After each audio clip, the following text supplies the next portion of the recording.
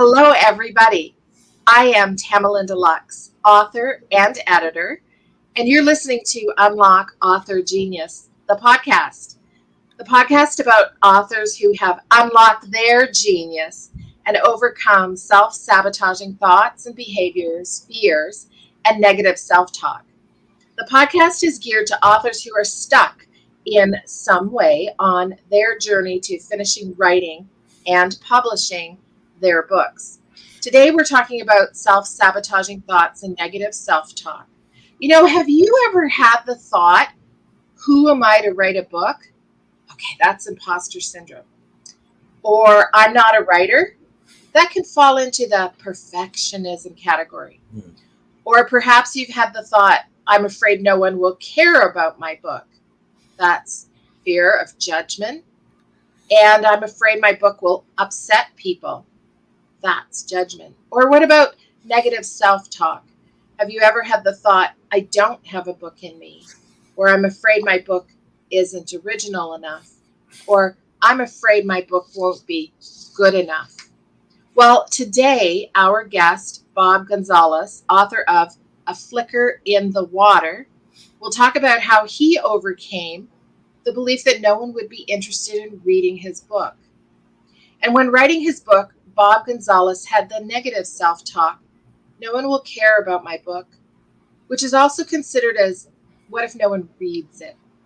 And yet he overcame that limiting self-belief, and I want to know how he did that.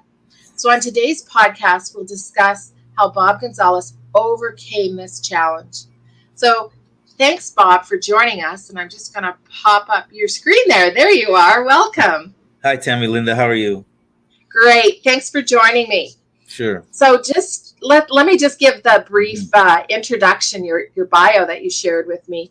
Bob was raised in Northeast Pennsylvania and moved to Florida in his 20s, where he began to indulge in his love of deep sea fishing, the stories of which became the inspiration for his book, A Flicker in the Water, Inside the Tales.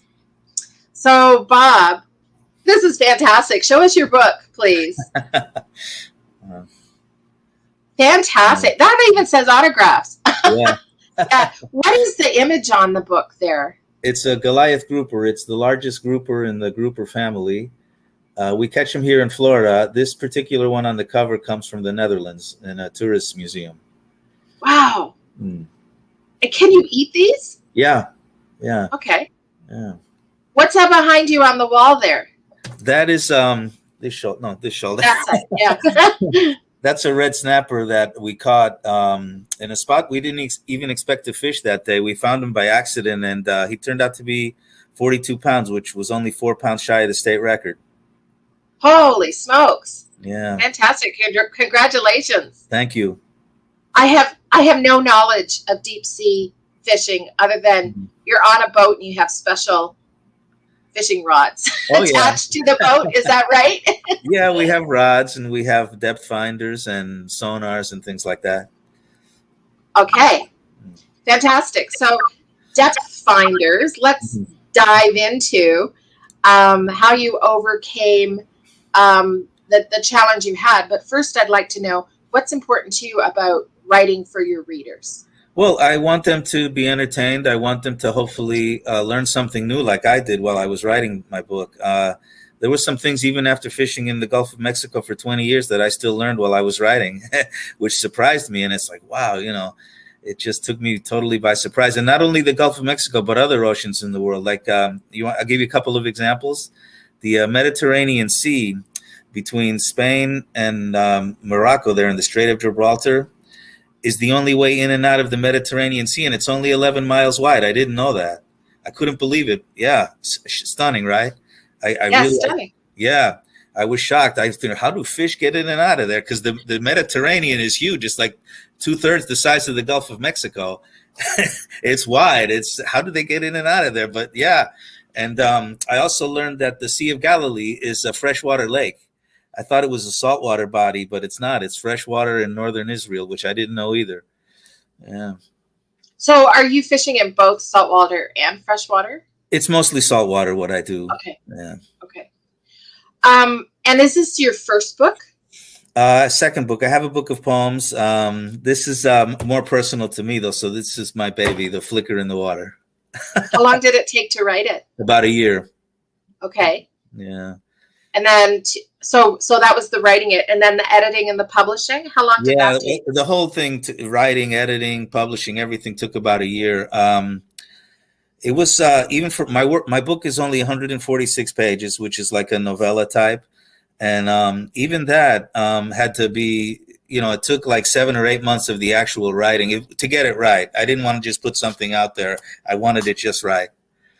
How important is that to you to get it just right, and not just put something out there? How important was that? 100% important. I'd rather wait and I was anxious to get it out there finally, but I wanted to wait and get it out there right, because I knew that once it was out there, it's hard to take back. So I wanted to make sure everything was done right.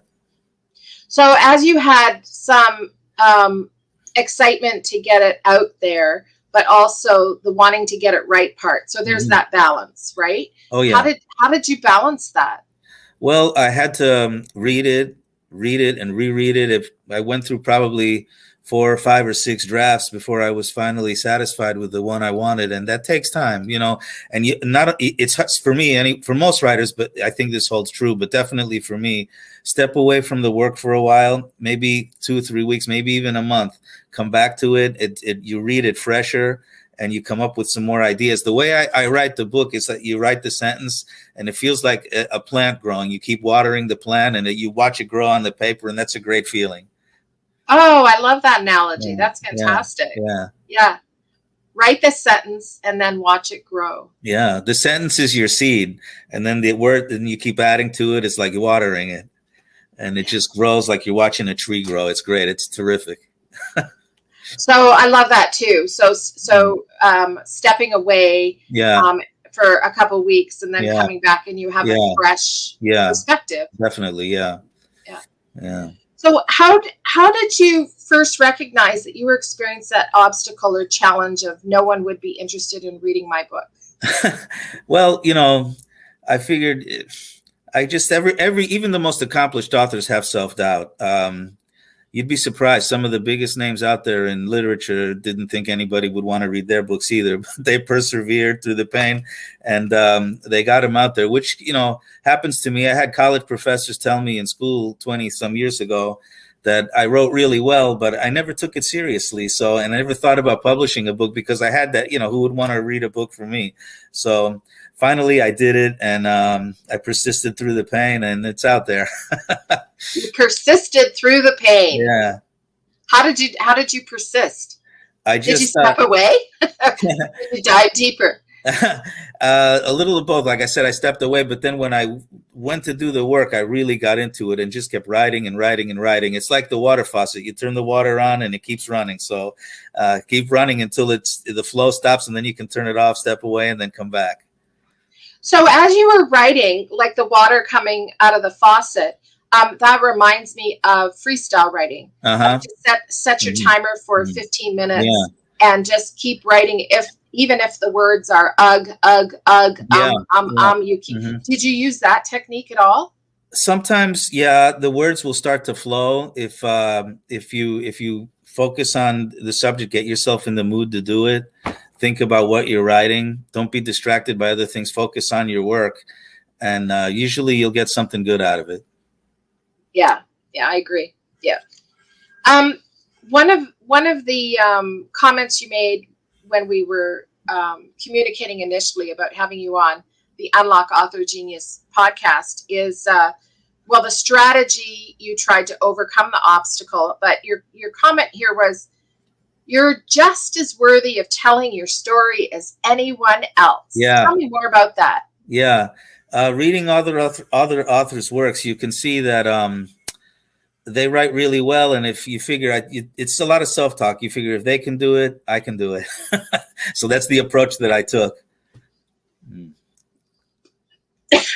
We can have the podcast right there. If they can do it, I can do it, right? Yeah. I've heard several authors say things like that. Yeah. I really, truly believe everyone's voice matters. And that's why I'm building a global community championing stuck authors Mm-hmm. to move past whatever it is holding them back so that they can achieve Mm-hmm. success in publishing, Mm-hmm. and allowing their voice to be heard Mm-hmm. on page, on ebook, and also audio, right? But allowing their voice to be heard, that's a legacy they can leave the world. That's definitely a thought I had while I was doing it, and I was doing a subject that I love, so it came easy to me. Isn't that so important? Work on a subject you love. Yeah, that's very important. If you write what you really love, it'll come across in the work, and the reader will pick up on that. Another question I have for you is, did you ever seek help from a therapist or coach to address the obstacle of no one would be interested in reading my book? No, not really. It was a lot of self-talk. I kind of, pushed my way through it myself. Yeah. And you also referenced just a couple moments ago about reflecting about 20 years ago, one of your teachers having said, what was it they said to you? That I wrote really well. Yeah. And I that was always in the front of my mind as I was doing it. I kept telling myself that. So it gave me confidence to go ahead and with what I was doing. That's what we call, as a hypnotherapist, working with authors to help them, become unstuck and release the fears. One of the techniques I use is regress to resource state, which is what you did on your own with your self-talk. Is you remembered a time when you had a teacher tell you write really well. Yeah. And so just for a moment there, when you think back to the time when the teacher told you, Bob, you write really well. Yeah. Can you imagine just for a moment and tell me what that feeling is for you when you heard that from your teacher? Well, it definitely stuck, 20 years later, I still think about it. So, yeah, it's nice to be praised like that. It goes a long way in getting the best out of you. It's nice to be praised. And I mean, we want to be able to stand on our own firm foundation of confidence, and yet we're human. And, praise helps. Yeah. One thing that helped me too is my subject deals with nature, and in nature you have a better connection to yourself. And I think because it was the outdoors and nature, I felt like almost like a spiritual effort in what I was doing. Oh my goodness! Yeah. So did you ever write outside, where was your writing spot? Sometimes right on my computer. Other times, if I had ideas, I'd be out on my phone and I would get them down. And then sometimes it was indoors, sometimes outdoors. Mostly indoors, though, probably. But I envisioned myself being out there. In my mind, I was out there, reliving some experiences. Oh, fantastic! And that also reminds me of hypnotic meditation I was recording earlier this morning for our Facebook group, Unlock Author Genius. Was going into your outdoor retreat to embrace and know your unique voice. So and like you're saying, sometimes you even imagined yourself being outdoors while you were indoors working on your book. Yeah. We also spoke moments ago about you're a pencil and pen kind of guy. Tell me more about that. I like pencil. I like pens. I like postage stamps. And the technology stuff just, like it does for it drives me up a wall a lot of times. I look at it, a lot of people look at it as part of the work, which I guess it is nowadays. The technology and all that stuff is part of the work. I look at it as, getting in the way. But I guess you can't look at it like that. It is nowadays, it is part of the work, but I like to write my name and then put it on a postage stamp, mail it, and off it goes. And off it goes. Yeah. Regular old, I call it snail mail. Yeah. Or when I'm receiving things, postcards and letters, I call it mailbox joy. Yeah. I mean, I still use email and all that stuff. You have to these days, but there's something to be said for the pen and the paper. So speaking of pen and paper and the postage stamp and the book, show us your book again, please. Yeah, that's so fantastic. And it says autographed copy. Yeah. So are you selling your book on Amazon? Yes. Okay. And do you have a method for sending an autograph something to your readers? Well, they can email me. My email is on my website. They can email me through the website, and if they want an autographed copy, I can definitely send them one. Or Yeah, more. yeah. I've heard the technique and actually received it from an author that I follow, where they will send a book plate, a signed Mhm. book plate, that Yeah. then you can paste Yeah. into the book you've Right. already got, Yeah. which means a little less postage for That's me as right. the author, Yeah. right? Yeah. Yeah. Another question I have is the support or advice from other authors or author groups. Are you part of any author networking group, like Well, either locally or online? yeah, I have friends that are authors that we talk about our books and we help share information to each other and that sort of thing. I also got some kind words from Mariel Hemingway, which helped a lot too. She wrote the foreword for my book, and Oh, yeah, yeah, and she said the book spoke to her with a deep sense of appreciation, which meant a lot to me and gave me even more confidence. oh, I'll bet. Would you like to read the foreword? Sure. Okay. All right. She says, okay, forward by Mariel Hemingway. Having grown up in a family that loved to fish, this book spoke to me at a deep level of appreciation. My father, the first son of world-renowned author Ernest Hemingway, has a story of fishing from his childhood that I knew well because my father, Jack Hemingway, made it known that this story, which I'm about to tell you, is the reason he fished nearly every day of his life, when he finally came of age and was quote-unquote allowed to fish. Let me explain. My father was raised the first 10 years of his life in Paris, France, and his father left him and my grandmother, Hadley, when he was only 2 years old. But Papa, as Ernest was called, visited my dad annually as a child and took him to the fishing streams and beaches that he loved the most. The interesting thing is that when he visited my dad, he took Bumpy. That's my dad's most embarrassing nickname, according to Dad. Fishing, only Papa fished. He wouldn't allow his son to do anything but watch. For years, my father watched his dad fly fish and deep-sea fish off the deck of the Pilar, which he acquired when he moved to Cuba and when my father visited him there. But until he was around 16 or 17, he was only allowed to watch his father fish. As you can imagine, a boy yearning to learn and become good at something, those years of watching created a desire to fish in my dad that couldn't be satiated right up until the end of his life. My dad's watching spawned, pun intended, a deep understanding of the water, whether fresh or salt water, and a true understanding of the fish and what they wanted to eat and what time of day they wanted it. My dad became a world-renowned fisherman. He fished around the world and fished most days of his life, even when I was growing up in a small town in Idaho. Fishing, as my dad taught me over the years and his father taught him, is more about the experience, the water, the fresh air, the temperature, the stillness or the current, and of course the landscape or seascape that surrounds you than it is about hauling fish onto the deck. There is a zen to fishing that speaks only to those who have gone out into the water and experienced everything about the environment they are in. You are a visitor when you are out on the ocean. It is a world you must respect and honor as far more powerful than any man. The sea belongs and is run by the creatures that live and survive there. Bob Gonzalez's book is a homage to fishermen and their need to explore the water, especially when deep-sea fishing. It is a sport, of course, but for fishermen, it is a religion. So bravo to Bob Gonzalez for this poignant window into the world of the deep sea and the extraordinary fish that call it home.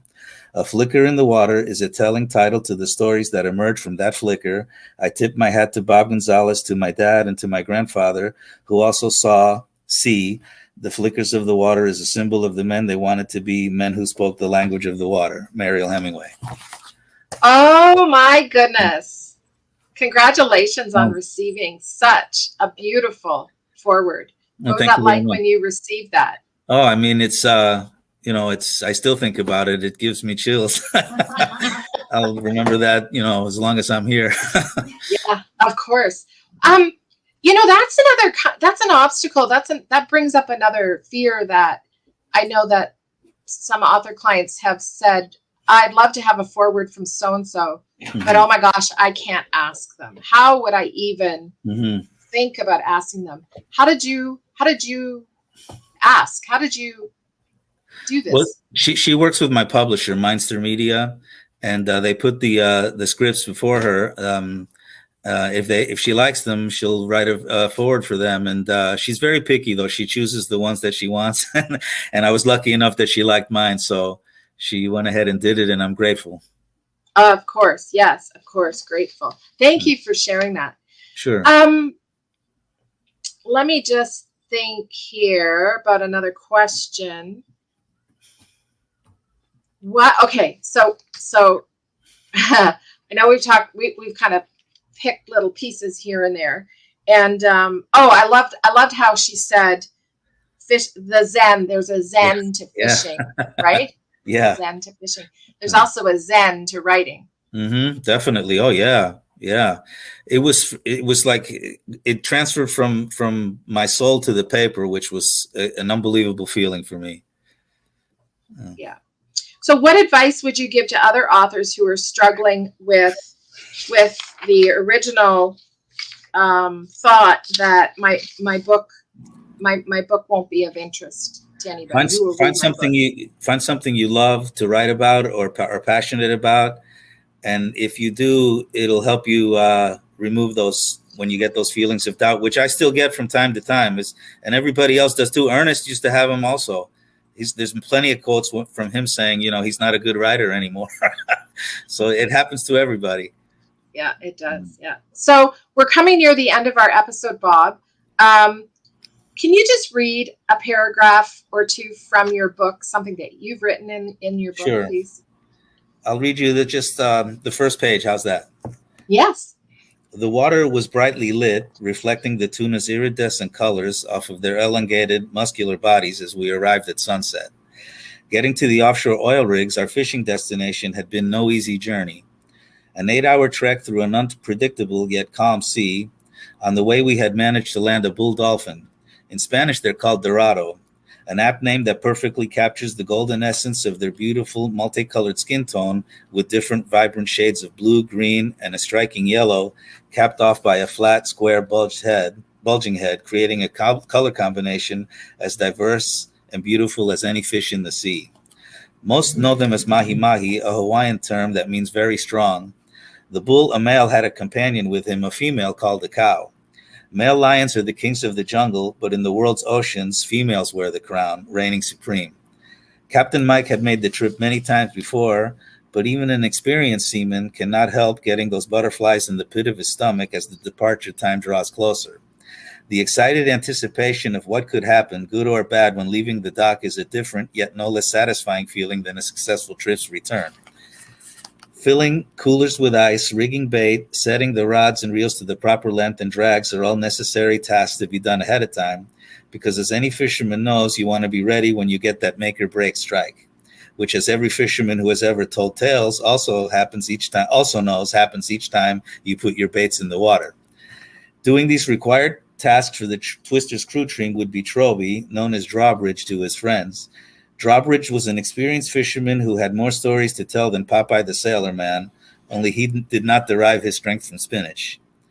Drawbridge was a jovial fellow with the look of an experienced fisherman written on the lines of his face, who, like many seamen, had an unquenchable thirst for the suds, which often led to some amusing and at times not so amusing circumstances. Oh, my goodness. Thank you. That very descriptive. I felt at moments I was there. And there's also so much humor in there, and including the Popeye reference, and also the butterflies in the pit of the stomach. I would be feeling that if I were on a fishing boat. Yeah. Wonderful. Tell us where guests can contact you. Well, my website is the one place fits all place to go. It's called flickerinthewater.com. My links to Amazon and Barnes & Noble are there. My email are there. There are some videos there, and also some interesting things that are not in the book are on the website. So I definitely go to the website.